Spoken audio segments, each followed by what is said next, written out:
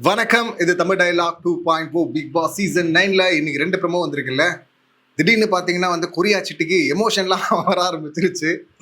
அது விஜேஎஸ் போட்டு அந்த அடி அடிச்சார்ல வீக்கெண்ட்ல, அதனாலயா? இல்லைன்னா இந்த வைல்ட் கார்டு கண்டஸ்டன்ட்லாம் வந்தாங்களே அவங்க கொளுத்தி போட்டாங்களே அதனாலயா? இல்லைன்னா இப்ப கெஸ்டா வந்திருக்கிறாங்களே அவங்களாலயா அப்படின்னு சொல்லிட்டு தெரில. என்னென்ன முடியுமோ எல்லாத்தையும் பண்ணி பார்ப்பார்ல எந்திரன்ல ரஜினி சாரு, சிட்டிக்கு எமோஷன் வரணும் அப்படின்னு. அந்த மாதிரி இது எல்லாம் சேர்ந்து இப்ப திடீர்னு பாத்தீங்கன்னா கோவம்லாம் வருது சிட்டிக்கு. வரணும்ல. இப்ப அதுக்கு முன்னாடியே பாத்தீங்கன்னா திவ்யா மேனேஜருக்கு பாத்தீங்கன்னா செம்ம ரைடு விட்டாங்க.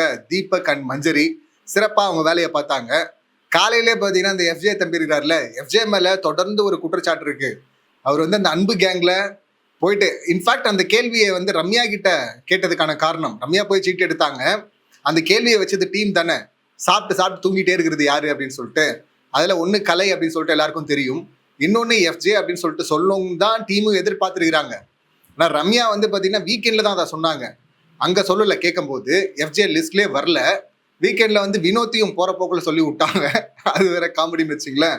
ஸோ அந்த எஃப்ஜே தம்பி பாத்தீங்கன்னா தூங்கிட்டே இருக்கிறாரு. ஆதிரை கூட பண்ண அந்த விஷயங்கள்லாம் இருந்தது இல்ல, அப்பவும் பாத்தீங்கன்னா பெட்ஷீட்ல தானே இருந்தான் அவன் நிறைய நேரம். ஸோ அவ பாத்தீங்கன்னா தம்பி இதை தொடர்ந்து பண்ணிட்டு இருக்காரு. டீமும் செம கடுப்பா இருக்கிறாங்க. இப்ப திரும்ப இப்ப டாஸ்க்னு ஒண்ணு வச்சிருக்காங்க, ஸ்பெஷல் கெஸ்ட்லாம் வந்திருக்காங்க. இப்பயும் பாத்தீங்கன்னா அவர் தூங்கிட்டு இருக்கிறாரு. ஸோ நாய் கொலைக்குது. இப்ப அதையும் கேட்குறாங்க மேனேஜரை கூப்பிட்டு. மேனேஜர் பாத்தீங்கன்னா சரி யாரையும் வேலை வாங்க முடியல, நம்மளாவது வேலையை செய்வோம் அப்படின்னு சொல்லிட்டு நேத்தே பாத்தீங்கன்னா துஷார் கிளீன் பண்ணிட்டு இருக்கும்போது இவங்க போயிட்டு மேட் எடுத்து போடுறேன் அப்படின்னு சொல்லிட்டு எல்லாம் போய் போட்டிருப்பாங்க. அம்மா நீ போடவே தேவையில்லையம்மா, நீ மேனேஜர்மா, நீ வேலை சொன்னா போதும்ல, அவங்க செய்யணும்ல, அந்த மாதிரி சொல்லணும்ல. ஆனா பாத்தீங்கன்னா அவங்க செஞ்சுட்டு இருந்தாங்க. அதே போல எங்க கெஸ்ட்டை சந்தோஷப்படுத்துறேன்னு சொல்லிட்டு இவங்களா போய் ஆர்டர் என்ன வேணும் எதாவது வேணுமா அப்படின்னு கேட்க அவங்க பிடிச்சி ஏறி விட்டாங்க. நீங்க என்ன வேலை பாக்குறீங்க? நீங்க ஒரு மேனேஜர். நீங்க இங்க ஆர்டர் என்ன வேணும்னு சொல்லிட்டு ஆர்டர் எடுக்க வந்துருக்கிறீங்க. முதல்ல உங்க எம்ப்ளாயிஸ்க்கு நடுவில் பார்த்தீங்கன்னா ஒரே கன்ஃபியூஷன் இருக்கு. அவங்களுக்கு ஒரு புரிதலே இல்லை. முதல்ல அவங்கள கூப்பிட்டு கிளாஸ் எடுங்க. அது இல்லாம இவங்க மஞ்சரி கேட்டாங்க, இப்போ டே ஷிஃப்ட் யாரு, நைட் ஷிஃப்ட் யாரு அப்படின்னா, ஷிஃப்ட் எல்லாம் கிடையாது, வேலை செய்யறவங்க செய்வாங்க, தூங்குறவங்க தூங்குவாங்க அப்படின்னா, இப்படி 2 பேர் மட்டும்தான் தூங்காம முடிச்சிட்டு இருந்திருக்காங்க. ஒருத்தர் பார்த்தீங்கன்னா நம்ம ஹாலிவுட் ஆக்டரு, இன்னொருத்தர் பார்த்தீங்கன்னா இங்க திவ்யா மேனேஜர் தூங்கவே இல்லையா. ஸோ தூங்காம இருந்தா இன்னும் ஃப்ரஸ்ட்ரேஷன் அதிகமா இருக்கும்.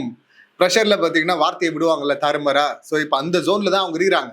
ஸோ அதான் கேட்குறாங்க, என்ன யார் தூங்கிட்டு இருக்கிறது, இன்னும் நைட்லாம் முடிச்சிட்டு இருந்தாரா, வேலை பார்த்தாரான்னா, இல்லைங்க அவன் போய் குளிச்சிட்டு இருக்கான்னு நினைச்சேன், அவன் சோஃபாக்கு அந்த பக்கம் மறைஞ்சிருந்து தூங்கிட்டு இருந்திருக்காங்க, நான் கவனிக்கலைங்க அப்படின்றாங்க.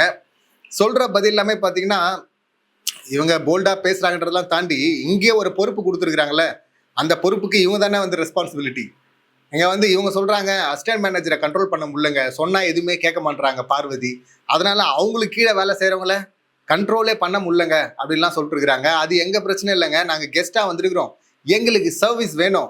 போயிட்டு என்ன பண்ணுவீங்களோ என்ன பண்ணுவீங்களோ எது பண்ணுவீங்களோ தெரியாது, போய்ங்க வேலையை பாருங்க, எங்களுக்கு ஹோட்டல் ஃபங்க்ஷன் ஆகணும் போங்க அப்படின்னு சொல்லிட்டு சொல்ல இவங்க, அப்படின்னா நான் இன்னும் வாய்ஸை ரைஸ் பண்ணி தான் பேசணும், கத்தி தான் பேசணும் அப்படின்றாங்க. அதெல்லாம் உங்க பிரச்சனைங்க, என்ன பண்ணுன்னு சொல்லிட்டு உங்களுக்கு தெரியுங்க, போங்க அப்படின்னு சொல்லிட்டு அங்க ரைடு விட்டு அனுப்புனதுக்கு அப்புறம் தான் இங்க கத்துறாங்க. எல்லாரும் வாங்க, இந்த 4 பேர் வாங்க, உங்க டீம்லாம் இன்னும் 5 நிமிஷத்துல குளிக்கிறாங்க, இல்ல என்ன பண்றாங்களா எனக்கு தெரியாது, 5 நிமிஷத்துல யூனிஃபார்ம் கூட இங்க இருக்கணும், இல்லையா இந்த டாஸ்க்ல நீங்க கிடையாது, வெளியே போங்க அப்படின்றாங்க. இவங்க உள்ள வந்தப்பவே பாத்தீங்கன்னா திவாகரை பார்த்து, இங்க எல்லாருக்குமே ஒரு தகுதி இருக்கு, நீங்க தகுதி இல்லைன்னு சொல்றீங்க, தகுதி இல்லைன்னு நீங்க ஃபீல் பண்ணீங்கன்னா பிக் பாஸ் கிட்ட சொல்லிட்டு நீங்க வெளியே போங்கன்னாங்கல்ல. அதே போல கேப்டன்சிலையும் பாத்தீங்கன்னா வெளியே போங்க, பேச்சு கேட்கலாம் வெளியே போங்க அப்படின்னாங்கல்ல. இப்பயும் நீங்க ஒழுங்கா இந்த 5 நிமிஷத்துல இங்க இல்லைன்னா வெளியே போங்க டீம் அப்படின்னு இருக்கிறாங்க. மேடம் நீங்க என்ன வெளியே மேடம் இருக்கிறீங்க, இங்க இவங்க ஒழுங்கா ஒர்க் பண்ணலன்னா இவங்களை தூக்கிட்டு அந்த பொசிஷனுக்காக நிறைய பேர் கியூல நின்று இருக்கிறாங்க, அவங்கள வேலைக்கு வச்சுக்கிறோம் அப்படின்னு சொல்றதுக்கு இருக்கிறது அங்க அவ்வளவுதான் ஆட்கள். அவங்களதான் அந்த டீம் கரெக்டா தானே டீம் பிரிச்சிருக்கிறீங்க. ஸோ இப்போ அந்த டீமை வெளியே அனுப்பிட்டீங்கன்னா அந்த வேலையை யார் செய்வாங்க, நீங்களே போய் செய்வீங்களா? ஸோ ஆனால் அது புரியாம பார்த்தீங்கன்னா வெளியே போங்க வெளியே போங்க வெளியே போங்கன்னு சொல்லிட்டு இருக்கிறாங்க. நம்ம இங்க சும்மா இந்த ஓட்டிங் பத்தி பேசும்போது வெளியே போ அப்படின்னு சொல்லுவோம்ல, இவங்க நமக்கு மேல சொல்லிட்டு இருக்கிறாங்க. ரொம்ப அதிகமா அதை திருப்பி திருப்பி சொல்ற மாதிரி இருக்கு கண்டஸ்டண்டா. ஸோ அது மாட்டினாங்க அப்படின்னு தான் சொல்லணும் ப்ரெஷர்ல. இதுல இந்த டைம்ல துஷார் பேசினா அவங்க கேட்பாங்களா? இப்ப துஷார் பேசுறதுக்கும் ஒரு காரணம் இருக்கு. விஜேஎஸ் பாத்தீங்கன்னா போன வாரம் டீல் பண்ணும்போது பிரவீன் கேப்டன்சி பத்தி பேசும்போது துஷார் சொல்லும் போது அவருடைய பிரச்சனையை சொல்லாம பொதுவா மார்க் கொடுக்குற அப்படின்னு பேச விஜேஎஸ் வந்து என்ன பிரச்சனை, உன் பிரச்சனை என்ன, அதை சொல்லு முதல்ல அப்படின்னு கேட்கும்போது, நான் போய் கேப்டன் கிட்ட பேச போனேன் சார், ஆனா அவர் ரெஸ்பான்ஸே பண்ணல சார், அவர் பாட்டுன்னு கண்டுக்காம போ இப்ப நான் பிஸி, டைம்ல கிளம்பு அப்படின்ட்டாரு சார் அப்படின்னு சொன்னதும் பாத்தீங்கன்னா விஜேஎஸ் கடுப்பாயிட்டாரு. ஏன்டா டேய், உனக்காக நீ தான்டா பேசணும், இப்ப வந்து பேசிட்டு இருக்க, இதை நீ அப்பெல்லாம் பேசணும், அப்ப ஏன் நீ பேசல, உனக்கு மரியாதையே இல்லையா, உனக்கு ஒருத்தன் மரியாதை கொடுக்க மாட்டான், நீ பேசுறதை கேட்க மாட்டான், நீ இல்லடா குரல் கொடுக்கணும், உனக்காக நீ தான்டா முதல்ல பேசணும், அதை முதல்ல பண்ற, அதான்டா முதல் கம்ப்ளைண்ட் அப்படின்னு சொல்லிட்டு விஜேஎஸ் கழுவி ஊத்துனார்ல. ஸோ அதனால இப்ப கேட்டே ஆகணும். இப்போ வந்து கேட்குறாரு, இவங்க வந்து முடியாது, ரெஸ்பாண்ட் பண்ண முடியாது, இப்ப கிளம்பு அப்படின்றாங்க. இல்ல இப்பயே பண்ணி ஆகணும் அப்படின்னு சொல்லிட்டு அடம் பிடிக்கிறாரு. ஏன்னா அவருக்கு விஜேஎஸ் அடிச்சது ஞாபகம் இருக்குல்ல.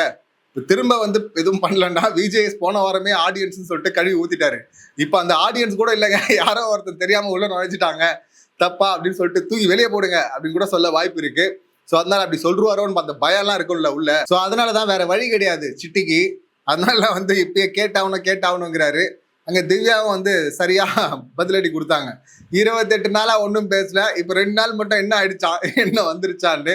வேற ஒன்றும் இல்லைங்க, விஜேஎஸ் வந்து அடிச்சு விட்டார்ல. ஸோ அதனால வந்து ஏதாவது பண்ணுமேங்கிறதுக்காக தம்பி ஒண்ணு பண்ற அப்படின்னு தான் சொல்லணும். இதுல ஒரு முக்கியமான இன்ஃபர்மேஷன் என்னன்னா, இவங்க நைட்லாம் தூங்கலன்னு சொன்னாங்க, கீழே இருக்கிறவங்கள ஒழுங்கா இவங்க கண்ட்ரோல் பண்ணல.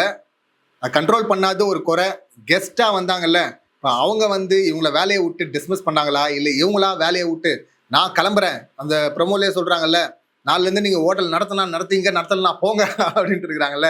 ஏங்க அது உங்க பொறுப்புங்க, அதை நீங்க பண்ணோம்ல.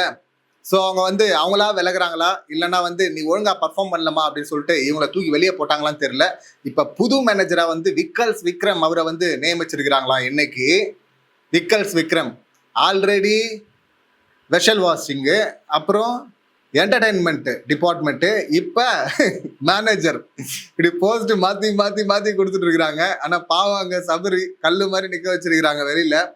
அவர்கிட்ட கூப்பிட்டாது இதை கொடுத்து பார்க்கலாம், கொடுத்தா மட்டும் என்ன பண்ணிட்டு போறாரு, ஒரு நிமிஷம் கத்துவாரா, இல்லை கொஞ்சம் கேமை மாற்றி ஆடுறேன்னு சொல்லியிருக்காருல்ல, கொஞ்சம் சான்ஸ் கொடுத்து பார்க்கலாம்ல அப்படின்னா அவருக்கெல்லாம் சான்ஸ் கொடுக்காம இந்த பக்கம் விக்கல்ஸ் கிட்ட கொடுத்துருக்குறாங்க. இவரை பார்த்து இன்னுமா நம்பிட்டு இருக்கிறாங்க, ஏமாந்துட்டு இருக்கிறாங்க இந்த டீமும் விஜேஎஸ் அப்படின்னு தான் சொல்லணும். ஏன்னா அவரு எந்த அளவுக்கு ஒரு பயந்தாங்கோலி அப்படின்னு சொல்லிட்டு பிக் பாஸே கலாச்சி விட்டாரு, போங்க போய் உட்காருங்க, தைரியமானால வர சொல்லுங்க அப்படின்னு சொல்லிட்டு. ஆனாலும் பாத்தீங்கன்னா இந்த மாதிரி பொறுப்புகளை அள்ளி கொடுத்துட்டு இருக்கிறாங்க விக்ரம்க்கு. அவ்வளவு கொடுத்தாலும் பாத்தீங்கன்னா அதை ஒன்றும் ஒழுங்கா இதுவரை பண்ணதில்லை. இன்னைக்கும் அப்படிதான் மொக்கையா பண்ண போறாரு அப்படின்னு சொல்லிட்டு நினைக்கிறேன். இந்த சம்பவங்களை நீங்க எப்படி பாக்குறீங்க, உங்க கருத்துக்கள் என்ன அப்படிங்கறத கமெண்ட் பண்ணுங்க. மீண்டும் அடுத்த வீடியோல சந்திக்கலாம். நன்றி, வணக்கம்.